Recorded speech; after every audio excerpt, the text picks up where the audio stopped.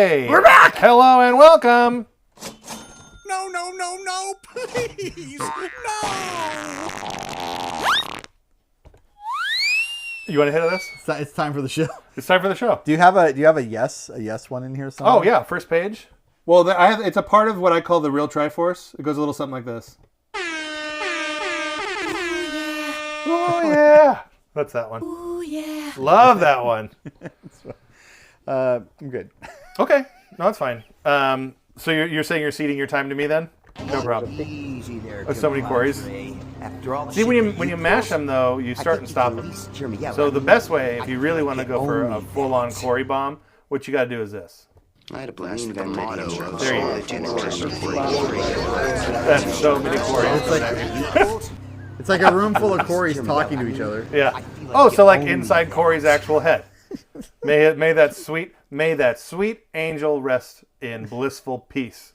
Okay, so this is part 2 of game developers that are no longer around that we miss dearly, and I mean dearly. So in our last chunk of this, part 1, we did. I chose developer AKI, which did kind of make a comeback, but then that comeback was so bad in the form of AEW Fight Forever that they kind of slipped back down into the sewers from whence they came with the rest of the chud. And then you came back at us with Maxis, which made, SimCity and a lot of very important video games. Yeah. I'm going to bring us back to what I'm going to call my comfort zone, my happy place, which is, of course, weird, obscure things. But if I could go ahead and put another layer of frosting on this cake, and I will. Okay. It's a weird, obscure thing that is also published by Nintendo. So, that's good eating. Okay, so I'm talking about developer Cing. That's C-I-N-G. Now, I don't know if it's actually pronounced sing, like sing a song, or if it's like seeing, or if it's Cing. It could be any of those things. How about King? It could even be King. But it would be funny if the people who made this game now made Candy Crush, and that's like actually what they're doing. They're like, oh yeah, we used to make these like really thoughtful like adventure games, but like we decided that we love money, so we're going after that Karen money real hard. we changed our name from King to King. To King. Yeah. King with a C, King with a K. We know a little something about changing words from C to K around here. And thank you, great-grandfather Ed Boon, for giving us that wonderful technique to polish up the English language. So I have here on the table, it's technically, you see 3 games. This weird shit? You see 3 games, but it's actually 4. And, okay, let's start with the one that you have probably not heard of, but I know a lot of other people have. And I'm going to steal your camera right there. I'm talking about, well, get that glare off. There it is. This is Hotel Dusk for the Nintendo DS. And I put this sound on the board just for this. Because it is a total noir type of an adventure game.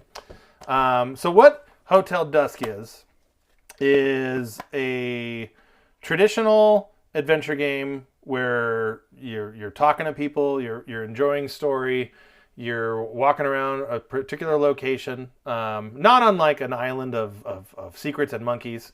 But what makes this special is the aesthetic, the overall like maturity of it, and the fact that you hold the DS like a book, which not too many games did that, and the ones that did made you really appreciate that mode. Like it's kind of a neat thing. So you flip it 90 degrees. Yeah. So like you're literally like, here's my screen. Here's my normal DS. Right. I'm Joe Jacking around here. But when I'm playing Hotel Dusk, boom, baby, I got that thing open like a book.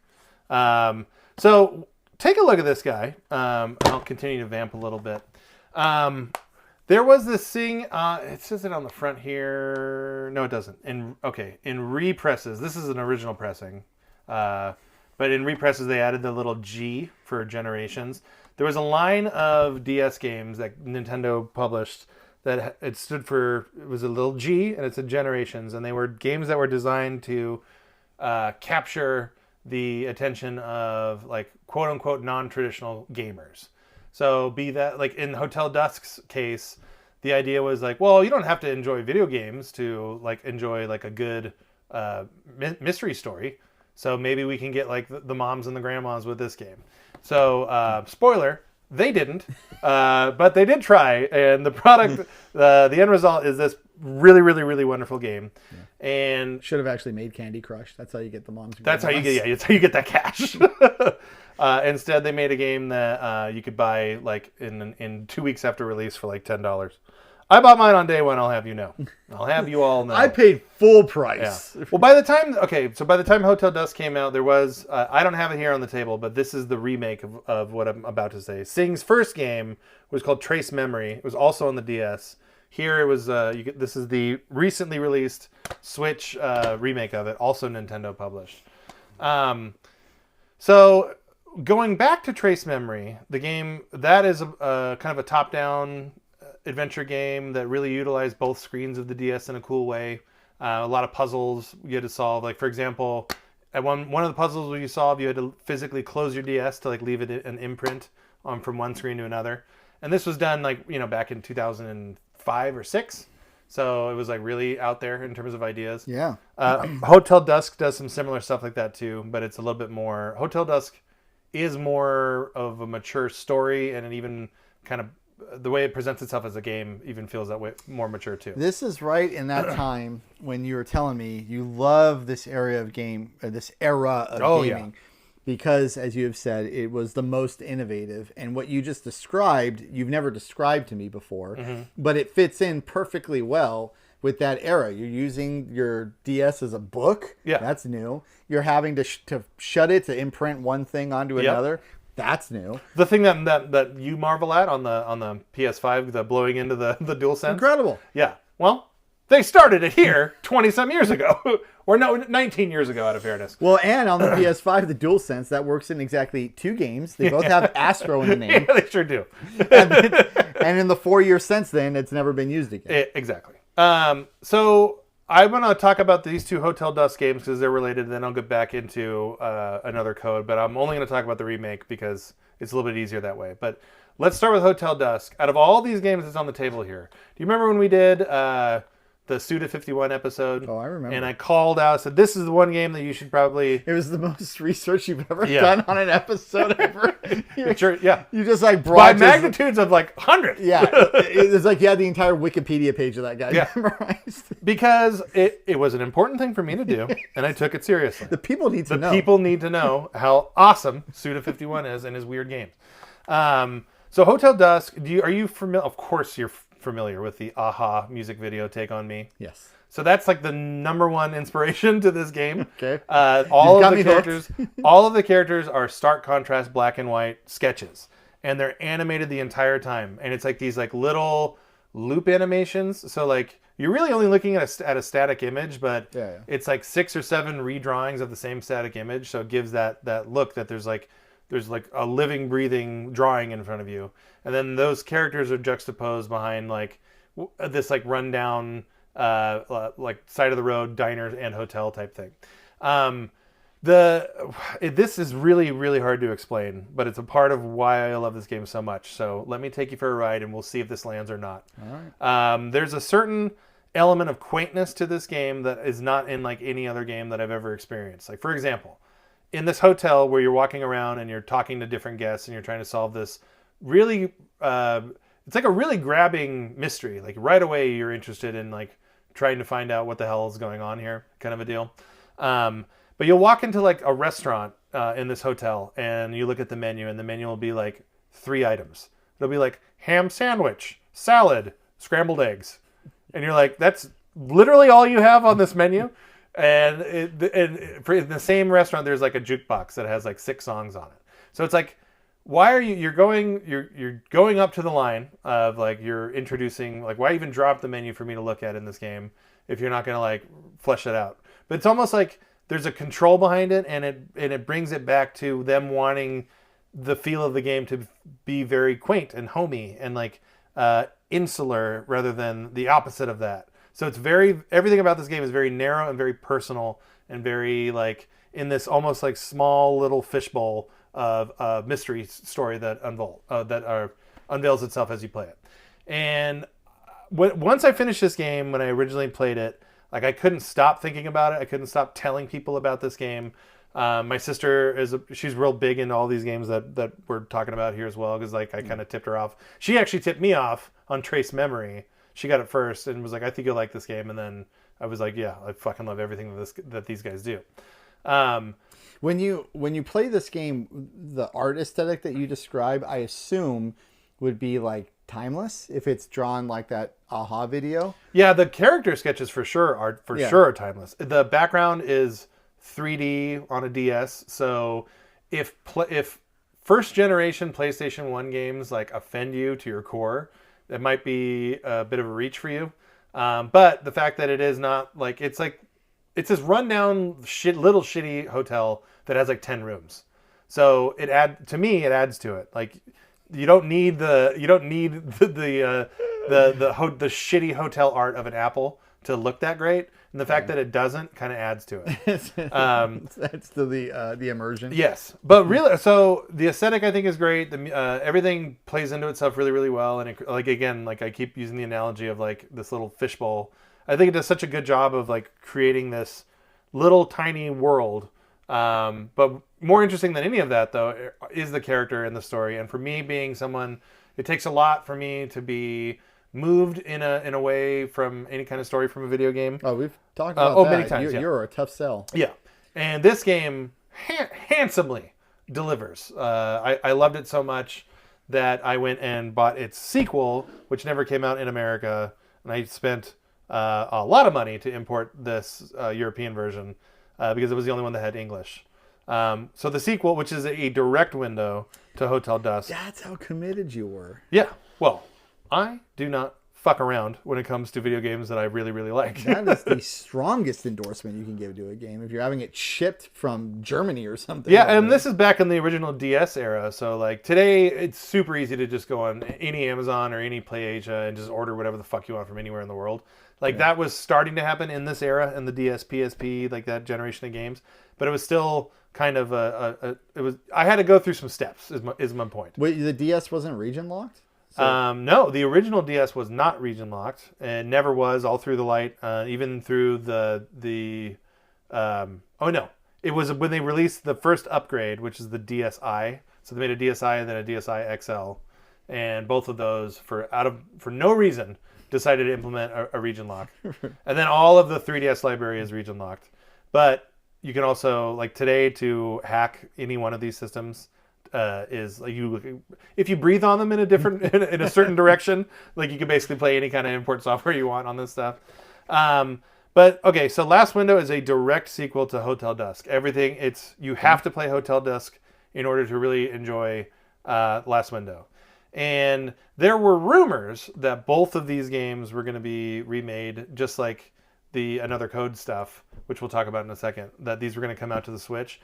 And man, if this happens, this is one where I will physically assail you and make you play these games, because you are a person who likes their video games to have good stories, and these have like excellent stories. So, any questions on the Hotel Dusk games before I move on to Another Code Reflections? Yes. How well does this sequel hold up to the original in terms of the story, the quality, the overall? A lot of sequels are oftentimes disappointing. Not even a slight of disappointment. Like it was. So I can't remember exactly how much money I spent to import this game, but it was like it was at least double what a retail DS game was. Yeah.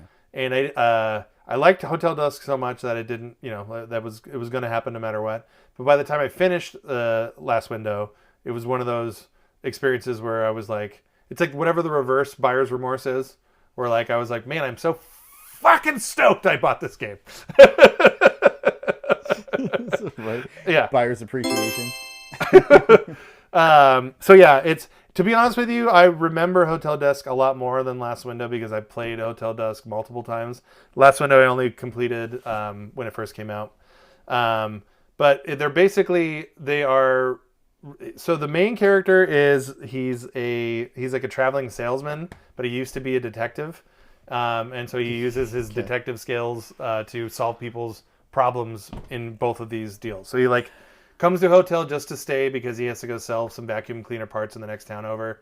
And then all these fucking people like dump their problems onto him. Stumbles upon a bunch of and so he's there to solve these problems, and like a mystery reveals itself. Last Window is really similar, although it involves loose ends. From what I remember, it involves loose ends from the original game, and that they kind of tie up in Last Window. But all in, this is like the series. At the end of Last Window, there is no like cliffhanger, so like you can take in both things.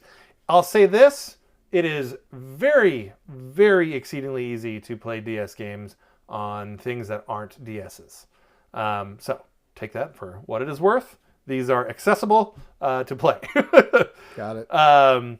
Okay, so moving on. This is another code, which is a remake of 2 of Cing's games. Trace Memory, which we talked a little bit about. The other thing I'll say about Trace Memory before we move on from it is that when the DS first came out, there was a little bit of a trepidation. As you'll recall, we recorded an episode about how you and many other people like you were very firmly on the PSP is going to destroy this stupid things. Definitely. Yeah. Trace Memory was one of the first games that came out that showed the potential of the DS, and things like when you close the DS to solve a puzzle, blow in the microphone, like outside of the box, little quirky things that they were thinking. Trace Memory did that, and also Sega's Rub Rabbits did that. Whereas the rest of the launch of the DS games were basically like, hey, these are games that we've made for this system, please buy them. But Trace Memory was that first one that really was showing off what it can do. So that game is remade right here on the Switch version. The bigger deal, though, is that it includes the sequel to that game, which came out only on the Wii. And if I were to import this game on the DS, and I owned a Wii at the time, why didn't I import that to play at that time? Well, friend, I don't have that answer. I don't know why it didn't happen. If it was anything, it was that the Wii wasn't region locked, and so I probably would have had to have jumped through a hoop or two to be able to play it. Yeah. And I think at the time that it came out, I was also just kind of busy playing other things too. Mm-hmm. Trace Memory is great. I love it, but I'm more of a Hotel Dusk fan.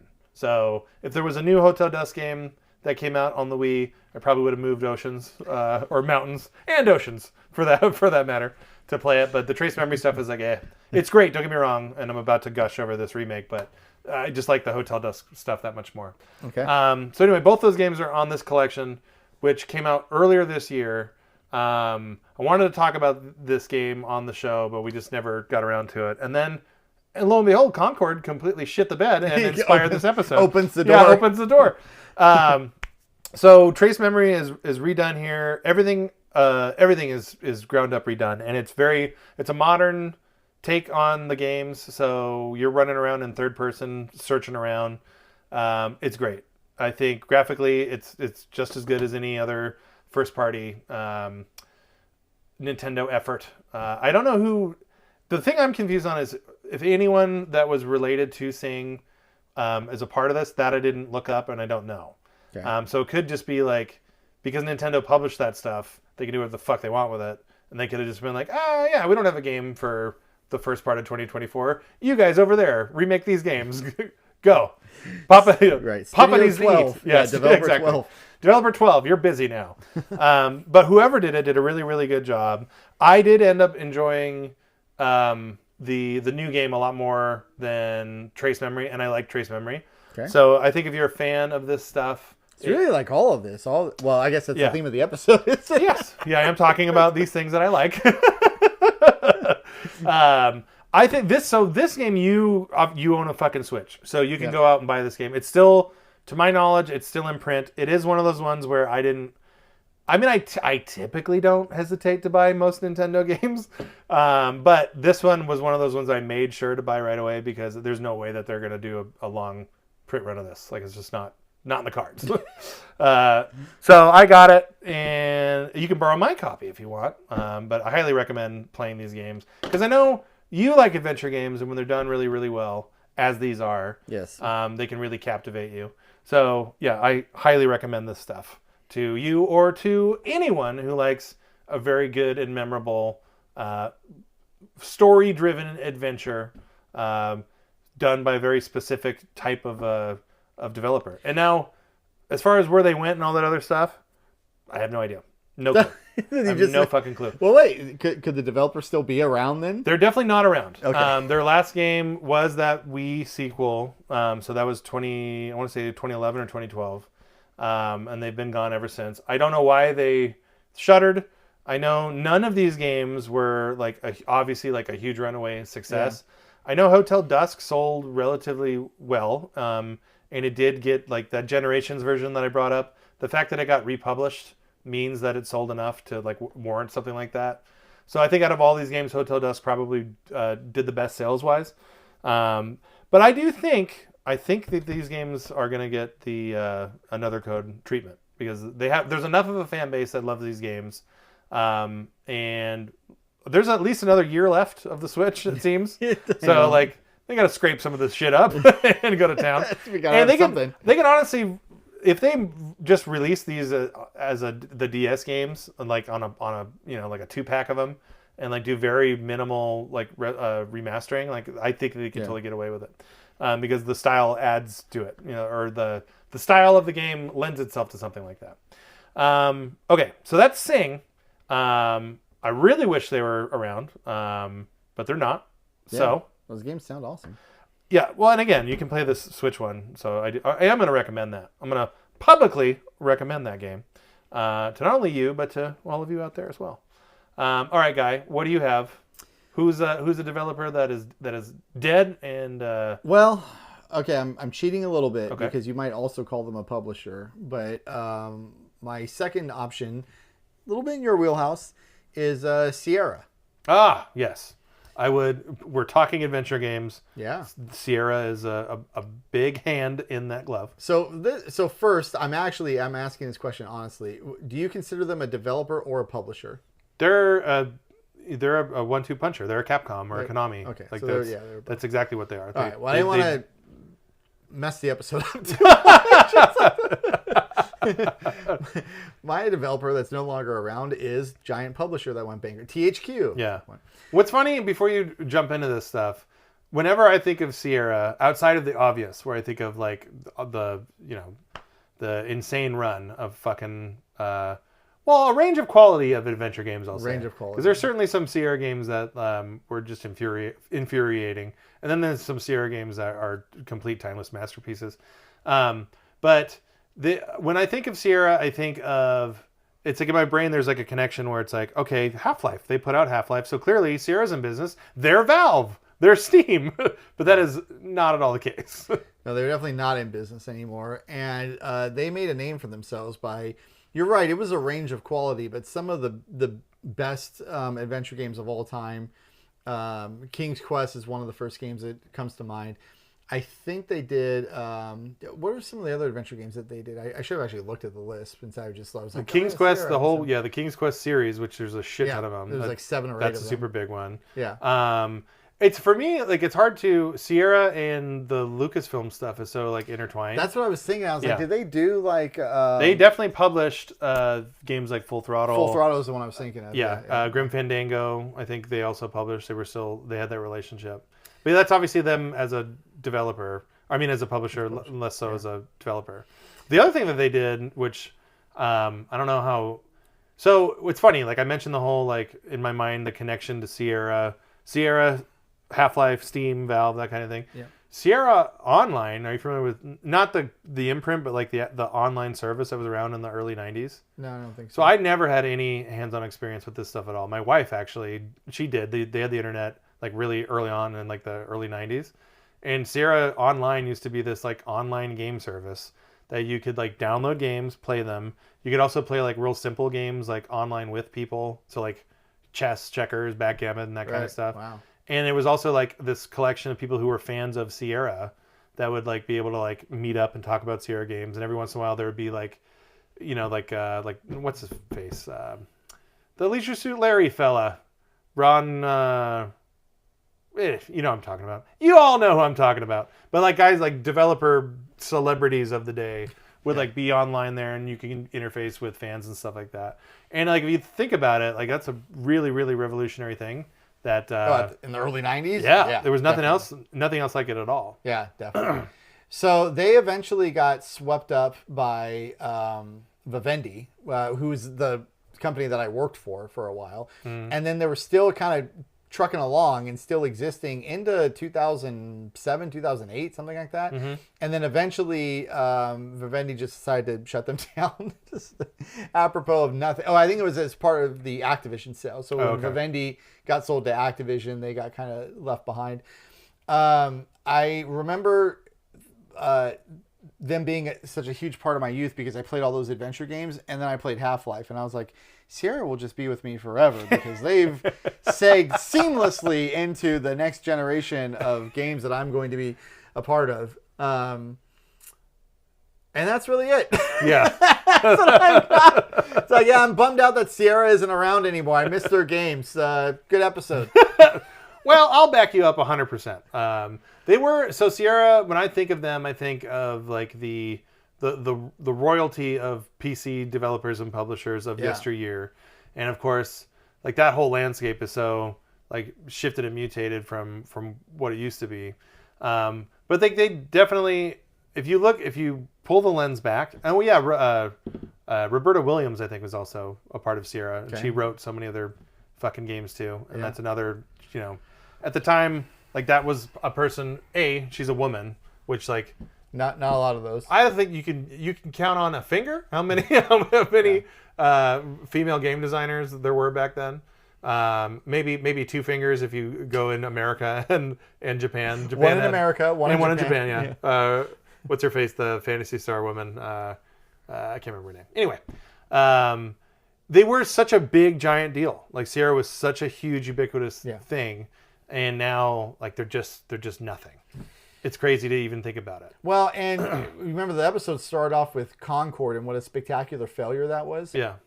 Sierra wasn't a failure by any means. They were just a company that put out a whole bunch of products, got sold to somebody else, and then that somebody else just decided, we don't really need you anymore. Yeah. And so when I was thinking about this episode, I was thinking about not just developers that I miss, but developers that it feels like there was an unjust end to. And so with Maxis, those poor guys, they got ended because of some bad decisions on EA's part. Then they go through all the work of fixing those decisions, and then EA closes them anyway. That feels like an injustice. Well, and in a lot of ways, that's it's a similar story with Sierra because they're gobbled up by some other giant company and then Pretty just much. kind of rendered useless. Yeah, they did not put out a Concord game that everybody shit on, and then it was like, well, you can't be around anymore. Do you know off the top of your head, what was the last Sierra release that came out? No, but I am going to cheat and look at my phone. That's fine. To tell we you. now have a research department. Wonderful. This is a time of celebration, so I'll invite the monks. All right, we're researching. Okay. Turns out there's a lot of content here, but the list of games has its own Wikipedia page. Oh boy! Oh my God! There's like they published seriously close to 100 games probably. Yeah, they're fucking Sierra, dude. So I think these had to be remakes, but their last games listed here are King's Quest Epilogue, King's Quest 5, King's Quest 4, 3, 2. So those are King's Quest remakes, I believe. Well, the King's... I know that there was not probably like 10 years old now, but there was like they redid King's Quest through Kickstarter. And then that was obviously successfully funded, and then they've made sequels since then. Because I downloaded one of them, I think on PS Plus, and it was I never played all of the King's Quest games, but when I was a kid, like the one or two that I did play, I thoroughly enjoyed. Because it's King's Quest, that's what you do with them. All right, so the last game was technically an Ice Age game, released in 2009. The last game anybody would have cared about would have been a Spyro game, The Legend of Spyro Dawn of the Dragon, released in 2008. Fun fact, Brian, I'm actually in the credits for some Spyro game somewhere that was released around 2003 or so. You are right. That is, in fact, a fun fact. Yep. And that was it. That was the end. Okay. So anyway, I will say to just give a kernel of additional content here, I almost picked Westwood Studios additionally as well. That's Command and Conquer correct. people, right? Yeah, Okay, yeah. And then that was also part of the EA graveyard, and I didn't want to pick on EA too much. But them getting shut down after a bad Command and Conquer game came out, that bummed out a lot of people because Command and Conquer is such a beloved RTS franchise. So, but it felt like Maxis was the bigger deal, so I just went with that in terms of the EA slaughterhouse of, of canned developers. Pandemic Studios was another one I flirted with that EA shuttered for basically no reason at all. They'd just done nothing but release pretty good games, and he was like, "We don't need you around anymore." So, so they were gone. Oh, and then I forgot what the name of it was. Maybe you know, but the developer who made the original Dead Space. That was it Visceral? Yeah, Visceral Games. Yeah. Also shuttered by EA. Also very basically no good reason because Dead Space was a great game. Yeah. Well, the Visceral so people from Visceral went out and started and then employed up Sledgehammer Games. What do they make? They're also an EA game or EA, unless EA shut them down as well. But they did. I can't remember the first game that they did, but I want to say that they did that Callisto. Callisto Protocol. Yeah, which was like a side sequel to Dead Space in everything but name, and wasn't very good from what I've heard. I haven't tried it. Same. I have it sitting on my PS5 because it was a PS Plus game. Oh, okay. And so many of them are. Well, friend, this is a fun little thing, which I'm sure we're going to come back to, because there's so many. And how could there not be? Video games now are getting in their fucking 50s. So, well, and we may be, unfortunately, entering a new era of video game publishers and studios getting shuttered because the combination of rampant layoffs along with high-profile, absolute colossal flops of games usually lead to studio closures. And we've seen it this year. Concord is the most spectacular of those. But even the Tango GameWorks, that pissed all of us off so much. But then I guess they got resurrected by some company. PUBG people went and saved them. Yeah, so that's cool that happened. We could use more of those stories. But let's just say that there's the way that the industry was heading. It's heading for a needed correction. Yeah. We, and particularly you, have said ad nauseum that AAA games, the budgets are too big, the creativity too small to continue on the trajectory that they're on. And if they do that, then we're going to have a lot more content for future episodes.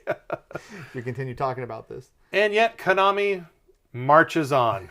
Forward, never straight. That's going to do it on this episode here. Please do like and subscribe if your deal is Spotify. Hey, we're on that thing as well. Leave us a 5-star review. It helps.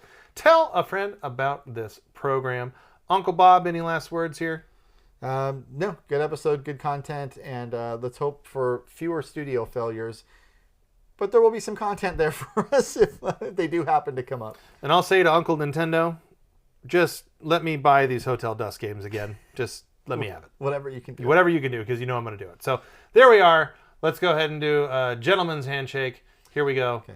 I'm going to go here like this. Okay. And then I'm going to go like... we're turning. Oh my god. And then, whoa!